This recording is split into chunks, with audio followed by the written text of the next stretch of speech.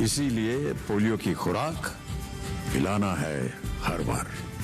2 बूंद हर बार, पोलियो पर जीत रहे बरकरार।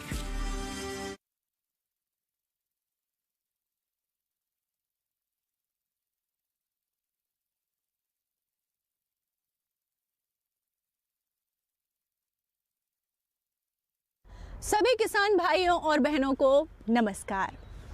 किसान भाइयों, सरसों अनुसंधान निदेशालय सेवर और डीडी किसान के सहयोग से हम आपके लिए सरसों की खेती में मधुमक्खी पालन से होने वाले लाभों के विषय में ये महत्वपूर्ण जानकारी लेकर आए हैं। आइए जानते हैं इसे विस्तार से। इस श्रृंखला के पिछले 3 कार्यक्रमों में हमने किस्मों के चयन, बीज उपचार, खेत की तैयारी और बुवाई, खरपतवार नियंत्रण, विरलीकरण, ओरोबंकी खरपतवार का प्रबंध, कोहरे और पाले से फसल का बचाव, विभिन्न रोगों और कीटों के विषय में जानकारी और उनसे बचने के उपाय के बारे में विस्तार से जाना। श्रृंखला की इस कड़ी में जानेंगे सरसों की खेती और मौन पालन के विषय में। खेती में बहुत से ऐसे जीव जंतु हैं, कीट हैं जो हमारे काम के होते हैं, लेकिन उसके बारे में हमारी धारणाएं कुछ अलग अलग होती हैं। अब जैसे मधुमक्खी को ही लें, सब जानते हैं कि ये हमारा एक ऐसा मित्र कीट है, या कीट की श्रेणी में तो नहीं भी रखें तो ज़्यादा बढ़िया है। ये तो मित्र है हमारे लिए, खेती के लिए, जो हमारी ऐसी फसलें जो क्रॉस पॉलिनेटेड होती हैं, परपरागत फसलें होती हैं, उनके लिए तो ये बहुत ही ज़्यादा उपयोगी है। अब सरसों की फसल देखिए, इस समय कहीं कहीं सरसों पक रही है और कहीं कहीं अभी जो विलम्ब से बुवाई हुई थी वो सरसों अभी खेतों में आप देख सकते हैं खड़ी हुई है। और आप देख रहे हैं कि इसमें चारों तरफ मधुमक्खियाँ घूम रही हैं और हर फूल पर, एक फूल पर बैठ रही हैं तो दूसरे पर भी जा रही हैं। तो ये हमारे लिए बेहद लाभकारी है। डॉक्टर साहब जी, हम आपसे ये जानना चाहेंगे कि सरसों अनुसंधान निदेशालय ने इस पर कुछ काम किया है कि ये मधुमक्खी हमारे कितने काम की है उत्पादन बढ़ाने में? हाँ देखिए, सरसों अनुसंधान निदेशालय ने मधुमक्खी के ऊपर भी एक तरह से बहुत सीधा काम नहीं किया, लेकिन जैसे हमारे कई केंद्र हैं जो मधुमक्खी पालन के ऊपर काम कर रहे हैं, और हमने ये पाया है कि सरसों ही नहीं, अगर कोई भी अन्य फसल हो, जो भी फूल वाली फसलें, तो जैसा आपने कहा कि मधुमक्खी का बहुत बड़ा योगदान रहता है। इससे क्या होता है कि फसलों के पर परागण की प्रक्रिया बढ़ जाती है, और अनुसंधानों में हमने देखा है कि करीब करीब हर फसलों के अंदर 15 से 20%, 25% तक इसमें उत्पादन में बढ़ोतरी होती है। गुणवत्ता में भी सुधार होता है। जैसे आप ये सरसों की फसल को देख रहे हैं, तो चूंकि इसमें आपने देखा होगा कि फूल बहुत समय तक रहते हैं, तो विगत कुछ वर्षों से हमने मधुमक्खी पालन को, जो सरसों के किसान हैं उनके बीच में, कि सरसों के किसान साथ के साथ मधुमक्खी पालन भी करते हैं तो उनको एक दुगना फायदा होगा, क्योंकि बहुत समय तक इसके अंदर फूल रहते हैं, तो आपको एक इतना समय मिल जाता है कि काफ़ी समय तक आप अपने बॉक्स रख सकते हैं। तो इसमें जब परपरागण की क्रिया बढ़ेगी तो इसका उत्पादन भी बढ़ेगा, शहद की अतिरिक्त आमदनी भी होगी, और हमारा जो किसान भाई है उसको शहद से, फसल उत्पादन के साथ साथ जो शहद उत्पादन से अतिरिक्त आमदनी भी उसको। तो कितने फीसदी तक इसमें उत्पादन में बढ़ोतरी देखिए, सरसों के अंदर हमने ये देखा है कि करीब 15 से 25% तक इसमें जो बढ़ोतरी होती है। और मैं एक जानकारी और आपको देना चाहूँगा कि करीबन आप ये देखिए कि सरसों फसल में कई तरह की फसलें होती है।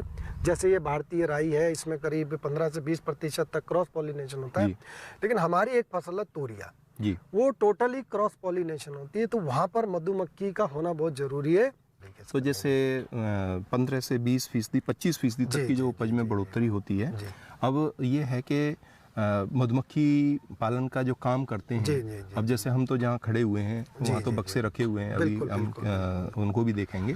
तो अब ये तो नैसर्गिक रूप से तो वो चीज़ नहीं है, क्योंकि कीटनाशकों का बहुत इस्तेमाल होता है। तो जरूरत इस बात की है कि सरसों उत्पादक क्षेत्रों में जो सरसों की खेती कर रहे हैं किसान भाई, वो मधुमक्खी पालन को भी बिल्कुल अपनाएं। बिल्कुल जी, उससे हाँ देखिए ऐसा है। पहले तो 2 चीजें मैं आपको बता दूं कि एक तो सर मधुमक्खी पालन में फायदा क्या है कि कोई भी भूमिहीन किसान हो जी, बेरोजगार हो, महिलाएं हो, युवा हो, एक साधारण किसान हो, शिक्षित हो, अशिक्षित हो, कोई भी व्यक्ति इसको आसानी से कर सकता है।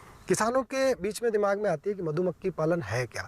तो मधुमक्खी पालन में क्या होता है कि मधुमक्खियों की आदतों को समझ के, उनके इशारों को समझ के और उसकी जीवन चक्र को समझ के जब हम उससे इस तरीके से पालते हैं कि अतिरिक्त आमदनी प्राप्त होती है, उसको मधुमक्खी को कम से कम नुकसान हो, इसी को मधुमक्खी पालन कहा जाता है जी।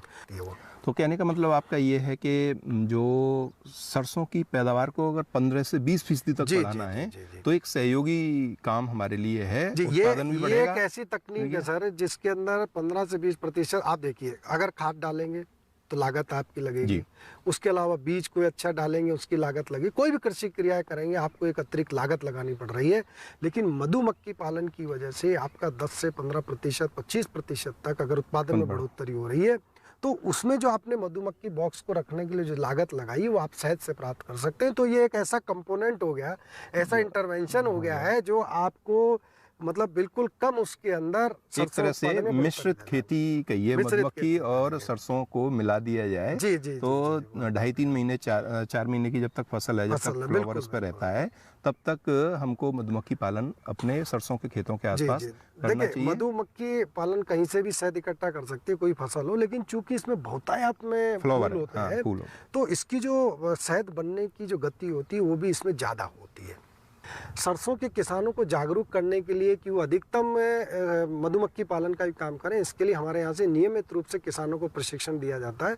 और अभी विगत 5-6 सालों के अंदर से राजस्थान हो, मध्य प्रदेश, उत्तर प्रदेश हो, कई जिलों के आत्मा के सहयोग से हम लोगों ने किसानों के लिए प्रशिक्षण कार्यक्रम का आयोजन किया, जिसमें किस तरीके से सरसों के साथ साथ हमारे किसान भाई मधुमक्खी पालन कर सकते हैं उसका लगातार और नियमित रूप से हम प्रशिक्षण प्रदान कर रहे हैं। बहुत बड़े इलाके में सरसों होती है जी जी। अब सभी किसान अगर इससे जोड़ना चाहें और मधुमक्खी पालन का प्रयास करें और अपनी सरसों के खेतों में डिब्बे रखें तो सरकार की तरफ से कुछ ऐसी सहूलियतें, प्रशिक्षण, सुविधाएं मिलती हैं जिससे वो आगे बढ़ पाएंगे। हाँ देखिए, वर्तमान के अंदर सरकार का बहुत ज़्यादा जोर है कि जैसा मैंने बताया आपको कि एक स्वरोजगार का साधन भी प्रदान करता है, किसानों की अतिरिक्त आमदनी भी प्रदान करता है शहद के माध्यम। एक्चुअली इसमें क्या होता है, शहद ही नहीं होता है, शहद के अलावा आपके जैसे मोना विष हो गया, मोना गोंद हो गया, प्रोपेलिस हो गया, कई और भी उत्पाद होते हैं, रॉयल जेली हो गया, बड़ा महंगा एक वो चीज़ मिलता है। अगर सही किसान प्रशिक्षण प्राप्त करते हैं तो इन सब उत्पादों को वो इससे मधुमक्खी से प्राप्त कर सकते हैं, बेच सकते हैं। और इसीलिए सरकार का इस पे बहुत ज़्यादा जोर है कि ज़्यादा से ज़्यादा लोग इसको अपनाएं। और अभी गवर्नमेंट ऑफ इंडिया 40% तक की इस पे किसानों को सब्सिडी देती है, यानी कि एक किसान 50 बॉक्स एक यूनिट लगाता है तो 40% तक उसमें सब्सिडी है, मतलब सुविधाएं मिल रही है। साथ के साथ क्या है कि कोई राज्य सरकार अपनी तरफ से कुछ सब्सिडी देती है तो वो बढ़ भी सकती है। आइए अब मधुमक्खी पालन के विभिन्न पहलुओं और तकनीकी समस्याओं के विषय में विस्तार से जानते हैं। हम ये चर्चा कर रहे हैं कि सरसों की अधिक पैदावार प्राप्त करने में मधुमक्खी पालन की भूमिका है और ये रोजगार का भी साधन है। तो इस रोजगार के साधन को बढ़ावा देने के लिए लोगों को किस तरीके से ट्रेनिंग दी जाती है, क्या इसके तकनीकी पक्ष हैं? हमारे साथ में डॉक्टर भीम सिंह यदुवंशी जी हैं और साथ ही साथ एक प्रगतिशील किसान हैं जो मधुमक्खी पालन के व्यवसाय में लगे हुए हैं, हरदयाल जी, वो भी हमारे साथ में, और डॉक्टर अशोक कुमार शर्मा जी भी हमारे साथ में। हम चर्चा, यदुवंशी जी आप ये बताइए कि जैसे एक सामान्य किसान के लिए जी, एक तो ये है मधुमक्खी पालन में कॉरपोरेट वर्क जी, लेकिन एक किसान का पढ़ा लिखा युवा लड़का जी, अपने खेत में 5 बक्से 10 बक्से रखना चाहे जी, तो उसके लिए तकनीकी पक्ष क्या क्या है? सबसे पहले उसे क्या सोचना होगा? मधुमक्खी पालन एक ऐसा व्यवसाय है जो कम लागत में अधिक आय देने वाला व्यवसाय है और जो ग्रामीण परिक्षेत्र है उसमें आसानी से चलाया जा सकता है। और जो भारतवर्ष के सरसों उत्पादक ज़िले हैं उसमें आसानी से इसको किया जा सकता है। करीब 3 से 4 महीने तक शहद आसानी से सरसों की फसल में मिल जाता है और सरसों अनुसंधान निदेशालय होने के कारण ये इसकी तकनीकी मार्गदर्शन प्रोडक्शन में बढ़ाने के लिए रिसर्च हो रही है। बिना खाद पानी के जो है उत्पादन 15 से 20% तक मधुमक्खी के परागण क्रिया के द्वारा बढ़ जाता है। मैं आपसे ये जानना चाहता हूँ, ये आपके बक्से रखे हुए हैं हमारे हरदयाल जी के जी, तो तमाम बक्से, एक बक्से की यूनिट को आप लें जी, तो इसमें लगभग लागत कितनी है और जो मधुमक्खी का चयन है जी जी, उसके लिए हमें क्या सावधानी बरतनी है? अभी जो भारत सरकार के तहत जो नियम बनाए गए हैं कि इस मधुमक्खी का जो एक बॉक्स है वो करीब 4,000 रुपये की कॉस्ट निर्धारित की गई है, जिसमें मधुमक्खी की जी मैद मधुमक्खी की, जिसमें 10 फ्रेम मक्खियाँ आती हैं और एक सुपर और बॉक्स मिलता है 2,000 रुपये का। इस तरह से 4,000 रुपये का एक बॉक्स आता है और उस बॉक्स से जो हाइव्स बोलते हैं उससे 25 किलो से 30 किलो तक शहद आसानी से हमारा बी कीपर साल भर में प्राप्त कर लेता है एक बक्से से। जी। एक आर्थिक रूप से लाभकारी यूनिट, उसमें मिनिमम कितने बक्सों की संस्तुति रिकमेंडेशन की जो जाती है? अभी भारत सरकार की तरफ से जो है 50 बॉक्स की यूनिट, 50 हाइव्स की यूनिट संतुलित की गई है, जिसको एक औसत दर्जे का बी कीपर्स या बेरोजगार युवा आसानी से संचालित की जा सकता है, और जिसमें सरकार की तरफ से 40% जो है अनुदान मिलता है। 40% जी। और 60% किसान इसकी को कुल लगाना 50 बक्सों की लागत फिर 50 बॉक्सों की कुल लागत 2 लाख रुपए आती है, और जिसमें से 80,000 रुपए किसान को अनुदान मिल जाता है सरकार की तरफ से। 1,20,000 1,20,000 जो है फार्मर्स को लगाना पड़ता है। ट्रेनिंग का पार्ट क्या है इसमें? ट्रेनिंग की पार्ट इसकी जो 3 से 5 दिवसीय ट्रेनिंग प्रोग्राम होती है, और उसमें जो चयन प्रक्रिया में जो ये जिनकी युवाओं की रुचि रहती है मधुमक्खी पालन के क्षेत्र में, उसमें 3 दिवसीय ट्रेनिंग प्रारंभ कराई जाती है, और उनको ट्रेनिंग के साथ साथ ये बताया जाता है कि किस तरह से बॉक्स स्थापित होते हैं, किस तरह से इनका रखरखाव होता है, और किस तरह से ऋतु का जो है मैनेजमेंट होता है क्या, और कौन कौन सी फसल में नेक्टर मिलता है, कौन सी में पॉलन मिलता है, और कहाँ रखने में फ़ायदा है कहाँ नहीं। गर्मी के सीज़न में गर्मी का हम मैनेजमेंट बताते हैं, सर्दी के सीज़न में सर्दी का मैनेजमेंट बताते हैं, और बसंत ऋतु में बसंत ऋतु का। डॉक्टर साहब ये बताइए कि जैसे सरसों उत्पादक किसान हैं जिनके संदर्भ में हम आपसे ये चर्चा कर रहे हैं, जी जी। तो इसकी कोई खास प्रजाति जो बहुत ज़्यादा लाभकारी हो सरसों के नेक्टर के साथ में, या सभी के लिए इसका एक ही रूप है? हाँ, जो अभी सरसों की जो प्रमुख वैरायटी है जो यहाँ पे इंडियन मस्टर्ड है, और वो काफ़ी अच्छी है रहती हैं, और उसमें नेक्टर काफ़ी प्रचुर मात्रा में पाया जाता है।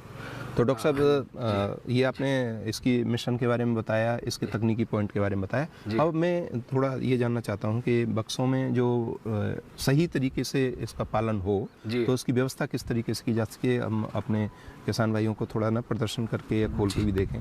जी जी, ये अब आपको दिखा रहे हैं, इस तरह से बीज के लिए ऊपर से ढकने के लिए, उसका टेम्परेचर मेंटेन करने के लिए एक गनी बैग लगाया जाता है, जिससे उसका एयर कंडीशन बरकरार रहता है। और ये एक फ्रेम है जिसमें ऊपर वाले पोर्शन पे आप देखेंगे वो शहद होता है, नीचे वाले पे वो रहता है, नीचे वाले पे आप वो देखेंगे उसमें ब्रूड्स रहते हैं, बच्चे रहते हैं। तो ये इसी के द्वारा ये शहद उत्पन्न प्रक्रिया होती है।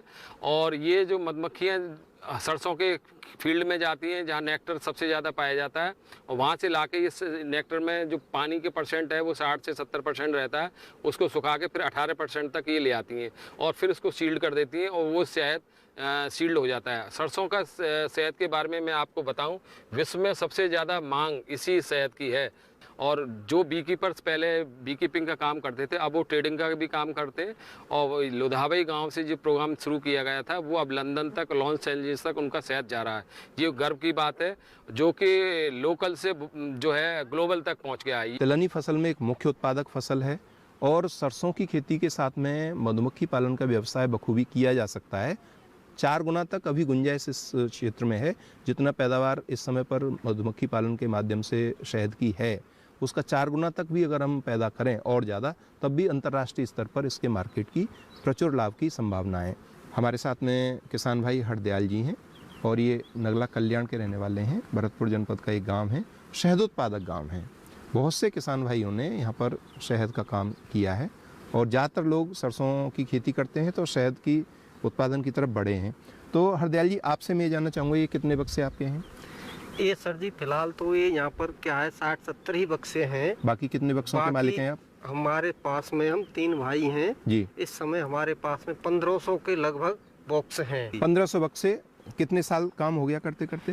देखो सर जी, हमने हमारे सन 2000 के लगभग हमने 8 डिब्बे से काम चालू किया। 2000 में? 2000 8 डिब्बे? 8 डिब्बे से। अच्छा। और आज वो हम उसमें लगे रहे, मेहनत करते करते। पहले तो मैंने ही किया, फिर उसके साथ साथ बेरोजगारी को देखते हुए मैंने अन्यत्र कहीं भेजना ना चाहा अपने भाइयों को, इसी धंधे में मैंने उनको एडजस्ट कर लिया। आज हम तीनों भाई मधुमक्खी पालन का व्यवसाय कर रहे हैं। कुछ लेबर की भी हमको सपोर्ट लेनी पड़ती है, तो आज हमारा ये काम ठीक ठाक से चल रहा है। 8 बक्सों की यूनिट में कितनी लागत रही? देखो उस समय 8 बक्से हम वहाँ से हाथरस से लेके आए थे जी। उस समय हमारे लिए एक बक्सा वहाँ पर मेन खरीद 5,000 रुपए की रेट थी। मैं मधुमक्खियों के, मैं मधुमक्खियों के यानी 40,000 से आपने काम शुरू कर दिया? 40,000 से हमने काम चालू किया। आज कितने बक्सों के अगर गणना की जाए तो आपकी जो कैपिटल लगी हुई है, जैसे हम उद्योग की भाषा में बोलते हैं ना कैपिटल, वो कितनी है लगभग? देखो आज आप फला लीजिए, आज हमारे पास में 1500 के लगभग डिब्बे हैं। हाँ। और आज मिनिमम सरकारी रेट के हिसाब से हम उसका मूल्यांकन करते हैं तो एक डिब्बे की पर्सनल स्पेशल डिब्बे की कीमत 3,000 से लेकर के 4,000 रुपये आंकी जा सकती है। यानी कि तकरीबन 45 लाख रुपए की आपकी मधुमक्खियों का काम इस समय पर है, मतलब पूंजी है, लगी हुई है। लगी हुई है। कभी झटके भी आए? कैसे कैसे यात्रा रही, थोड़ा सा बताइए कि हम 8 डिब्बे से सर जी हमने काम चालू किया जी। हम निरंतर उस काम में बढ़ते चले गए और जब हमारे डिब्बे 8 से लेकर के 60-70 के लगभग हो गए तो उस समय एक बीमारी आई जी, जिसको हम बोलते हैं हमारी इस मधुमक्खी की भाषा में बरुआ माइट। उस समय हमारे फिर वे डिब्बे घटते घटते फिर वही 10-12 की संख्या में रह गए 60 से जी। लेकिन हमने हौसला नहीं छोड़ा और हम उसी में लगे रहे। फिर 60 डिब्बे से ही बढ़ा करके 15-20 साल में हम इस स्थिति में पहुंचे हैं। मुझे आम किसान के लिए ये जानकारी दीजिए कि 50 डिब्बे अगर लेके चले कोई, 2 लाख रुपए लगाए जी, तो साल में कितना कमा सकता है? आपका पूरा अनुभव है, जो वैज्ञानिक बताते हैं वो अलग बात है, लेकिन आप सारे खर्चे काटिए, जोखिम काटिए, अपनी नौकरी काटिए, तो कितनी गुंजाइश उसमें है? देखो सर जी, अगर कोई एक व्यक्ति किसान देहात और जमीन से जुड़ा हुआ व्यक्ति है, हाँ। अगर वो इस व्यवसाय को 50 डिब्बे से चालू करना चाहता है तो 1 साल के अंतराल में जितनी उसने राशि खर्च की है उसका वो रिटर्न वापस ले सकता है। प्लस में 50 डिब्बे से उसको क्या मिलेगा, 25 डिब्बे एक्स्ट्रा उसके बन जाएंगे। मतलब 50 से 75 हो जाएंगे। 50 से 75 हो जाएंगे और 2 लाख रुपए की लागत निकल आएगी। पूरा खर्चा निकल आएगा और जो उसने राशि लगाई है वो उसकी रिटर्न वापस हो जाएगी। अब इसमें झटके क्या क्या लगते हैं, परेशानी क्या क्या आती हैं? देखो क्योंकि इसमें झटके मेन तो सर जी ये है, ये क्लाइमेट के ऊपर निर्धारित करता है। हाँ। अगर क्लाइमेट हमारी साथ दे तो ये एक ऐसा व्यवसाय है कि इससे अच्छा व्यवसाय में एक शिक्षित बेरोजगार के लिए और कोई नहीं मान सकता। जितनी आमदनी इस व्यवसाय में वापस होती है, किसी भी धंधे में उतनी जल्दी इतनी आमदनी रिटर्न नहीं आ सकती। शहद एक बहुत ही डिमांडिंग है। हर आदमी शहद का सेवन दवा के रूप से इस्तेमाल करता है, कुछ अब भोजन में इस्तेमाल होने लगा है। तो आपको जो मूल्य मिलता है जी, वो एज ए फार्मर आपके लिए कितना उपयोगी है? क्या वो लागत को निकाल पाता है? और उसको अगर परेशानी रही तो आपने कोई ऐसा प्रयास किया कि आप प्रोड्यूसर से ट्रेडर भी बने? देखो हमारे भारतवर्ष में जी, हम अपनी ही बात नहीं कर रहे हैं, हमारे पूरे भारतवर्ष में कुछ राज्यों को छोड़ करके केवल मधुमक्खी पालक शहद निकालने में और मक्खी बढ़ाने तक ही सीमित है जी। इस नज़रिया को हटा करके अगर हम इसको प्लस पॉइंट में अगर करना चाहें तो हमारे लिए कुछ गवर्नमेंट के द्वारा प्रशिक्षण की ज़रूरत है। तो हमारा सभी मधुमक्खी पालकों का ये मानना है कि गवर्नमेंट की अगर थोड़ी सी हमारे लिए सुविधा मिले तो इसमें देखो विकल्प बहुत हैं इस धंधे में, जैसे बी वेमन है, यानी कि अन्य उत्पाद भी जोड़े जा सकते हैं, रॉयल जेली है, जी, जी। जिनको हमारे भारतवर्ष में 1-2 राज्यों को छोड़ करके कहीं पर भी नहीं किया जा रहा है। यानी कि जो शहद है और मधुमक्खी के जो दूसरे उत्पाद हैं उनकी प्रोसेसिंग आपके हाथ में आए और आप उसको कर पाएं। अब मुझे अंत में आपसे ये जानना है कि 1 रुपए की लागत में आपकी आमदनी कितनी होती है? 1500 डिब्बे आप रख रहे हैं, माइग्रेशन कर रहे हैं, तो 45 लाख की आपकी पूंजी है। इसमें कितने लाख आप कमाते हैं, अगर आप सही से आंकड़े बता पाएँ? और एक किसान का युवा कोई बालक या किसान भाई अपना व्यवसाय करना चाहे तो अगर 1 रुपये इसमें लागत लगाता है तो उसमें से कितना मिलने की संभावना है? देखो आप 1 रुपये की हम बात करें जी, तो मैंने आपको पहले भी बता दिया और मैं मेरे अनुभव के हिसाब से बता रहा हूँ, इसका रिजल्ट और परिणाम दूसरी साल हमको आने लग जाता है। एक साल में हम अपना जितना 1 रुपया लगाओ चाहे 50 रुपया लगाओ, उसकी तो भरपाई होगी और प्लस में अपना जो प्लस होगा मधुमक्खी का व्यवसाय वो डिब्बे के रूप में होगा। दूसरी साल से 50 डिब्बे वाला अपनी 75 का हो जाएगा, 75 का हो जाएगा और अपनी जो उसकी दैनिक मजदूरी है उसको अटेंड करके वो प्लस में आएगा। कि हमारे हिंदुस्तान में 30 से 40% जो बेरोजगारी है वो इस धंधे से खत्म होने की संभावना रखती है। तो किसान भाइयों, मुख्य बात ये निकल के आई है कि इसमें बढ़ोतरी की संभावना है, करने लायक व्यवसाय है, खेती को बढ़ावा देने के लिए और किसान की आमदनी को बढ़ावा देने के लिए इसमें क्षमताएं अपार हैं। शहद की अच्छी कीमत प्राप्त करने के लिए आवश्यक है कि इसकी उच्च गुणवत्ता और प्रोसेसिंग पर ध्यान दिया जाए। मौन पालन से शहद प्राप्त होने के पश्चात बेहद आवश्यक है कि उसे निर्धारित मानदंडों के अनुरूप उचित प्रोसेसिंग से बाजार के लिए तैयार किया जाए, तभी राष्ट्रीय तथा अंतर्राष्ट्रीय बाजार में उसका अच्छा मूल्य मिलेगा। शहद को बाजार के अनुसार तैयार करने के लिए किन क्रियाओं से गुजरना होता है, आइए जानते हैं इस पूरी प्रक्रिया के बारे में। हमारे मधुमक्खी पालकों से इन बकेट्स में शहद आता है, जो है जितने भी डिब्बे वगैरह हैं वो मधुमक्खी अपने सरसों की क्रॉप के आसपास डिब्बे लगाते हैं और 7 से 10 दिन में उनके जो शहद निकलता है तो वो शहद को इन बकेट्स में इकट्ठा कर लेते हैं और बकेट्स में इकट्ठा करने के बाद वो अपना शहद हमें सप्लाई करते हैं। उनका शहद जब हमारे यहाँ आता है तो हम इन बकेट्स में जो है प्रत्येक बकेट्स में से सैंपल लेते हैं और सैंपल लेने के बाद हम इसका एक यूनिफॉर्म पूरी, जैसे किसी की 100 बकेट आई तो 100 बकेट में से सैंपल लेके एक सैंपल फिर हम अपनी लैब में एंटीबायोटिक, पेस्टिसाइड्स, अडल्ट्रेशन आदि चेकिंग करने के लिए हम ऊपर भेज देते हैं। जैसा कि मैंने अभी आपको नीचे गोडाउन में बताया कि मधुमक्खी पालकों से इन बकेट्स में शहद आता है, उसमें सैंपलिंग ली जाती है। वो सैंपल लेने के बाद हमारे यहाँ इस लैब में वो सैंपल हम भेज देते हैं बैच नंबर देके और फिर उस बैच नंबर के देने के बाद प्रत्येक बैच की हमारे यहाँ इन हाउस लैब में टेस्टिंग होती है।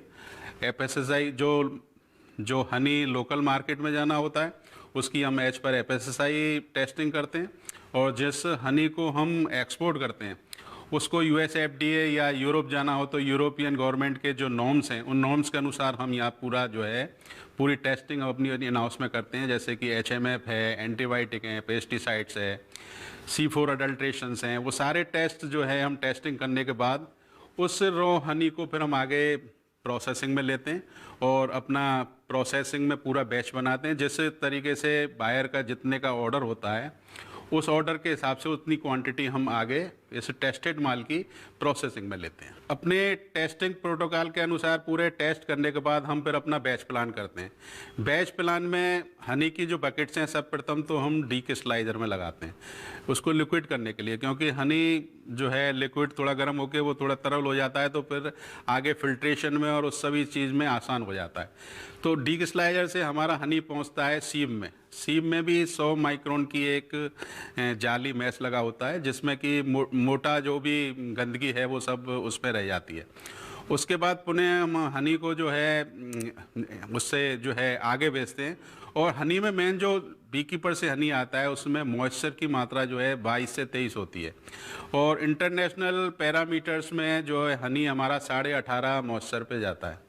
तो हमें मॉइस्चर रिडक्शन भी करना पड़ता है, तो हम वैक्यूम कोन में हनी को ले जाके उसका मॉइस्चर रिडक्शन करते हैं और 18.5 पे लेके जाते हैं।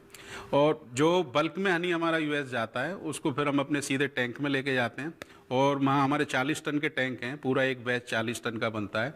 उस 40 टन के बैच में उसको ह्यूमनाइज करते हैं 2 से 3 घंटे, जिससे कि पूरा बैच एक हो जाए।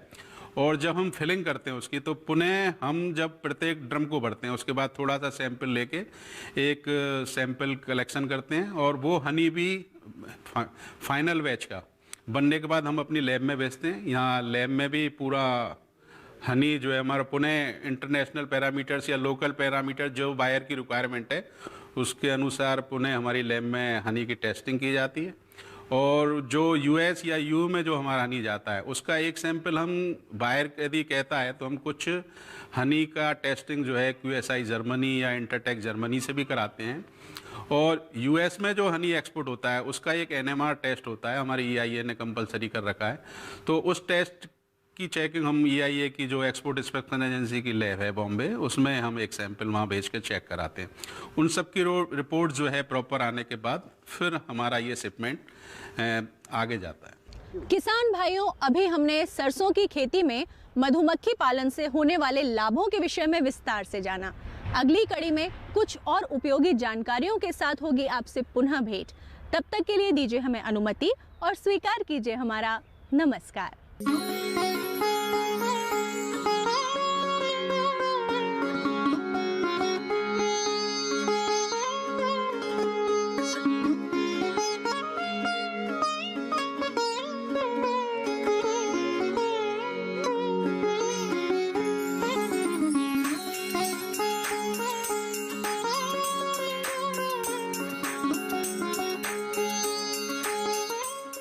किसानों का नेता रामनाथ यादव जिंदाबाद। किसान का हाथ पत्थर तोड़ता है, मिट्टी से सोना उगाता है।